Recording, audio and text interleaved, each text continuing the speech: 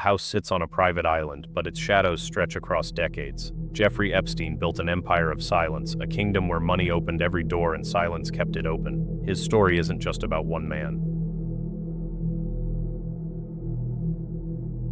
It's about a system that protects predators, a world where reputation matters more than justice, and the thousands of voices that were never heard. Epstein was born in 1953 in Brooklyn, the son of a schoolteacher and a maintenance worker. Nothing in his early life suggested the empire of darkness he would eventually build. He attended college but never graduated, drifting through various jobs before discovering his true talent, knowing the right people. By the 1980s, Epstein had inserted himself into New York's elite circles, offering financial services to billionaires and celebrities, who never questioned how this unremarkable man had access to their world. His victim count remains unknown.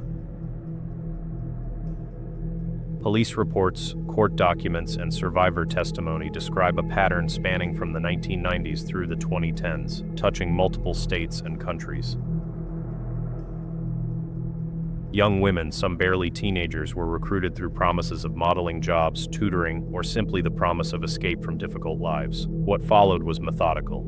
Massage sessions that became something else, trust that was exploited, promises that were broken.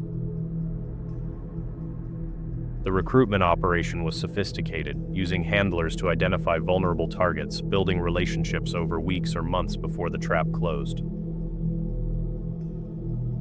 Victims described being flown to properties in New Mexico, Florida, New York, and the Caribbean. They described being introduced to powerful men who seemed untouchable. They described being threatened, intimidated, and above all silenced. The money flowed like water. Epstein's wealth allowed him to build a legal fortress that few could penetrate. His attorneys were expensive and effective. His settlements were generous, but only if victims agreed to never speak. This was the machine that operated for decades, hidden in plain sight, protected by wealth and connections that seemed impenetrable. The names keep surfacing. Bill Clinton appeared in flight logs but claimed minimal contact. Donald Trump knew him socially and distanced himself.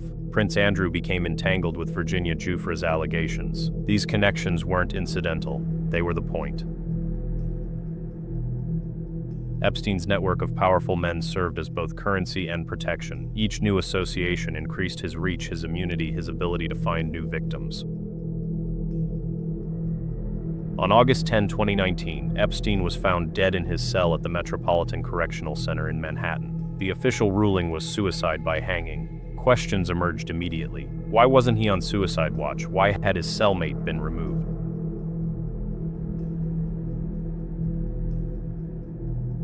How could a man with so many powerful enemies die so conveniently? The investigations produced more questions than answers.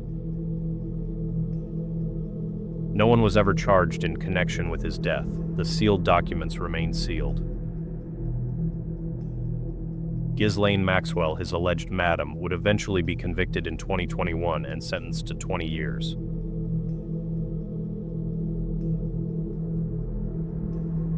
But Maxwell's trial revealed only a fraction of what those files contain. The names, the dates, the full scope of the network, locked away by lawyers, courts, and settlements designed to bury the truth. The system worked exactly as designed.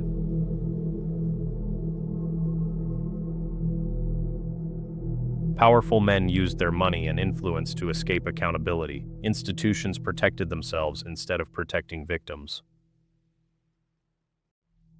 Justice became a transaction that favored those who could afford it. The full truth may never emerge. Too many powerful people benefit from the silence. Too many institutions have reputations to protect. But the silence has been broken, if not shattered. The victims' voices, once suppressed by money and fear, are finally being heard. Not all of them, not enough, but enough to know that the system failed. And enough to know that it continues to fail every day for every victim who still cannot speak. If you enjoyed this story, like and subscribe. Hit the bell so you never miss the next one. Stay sharp.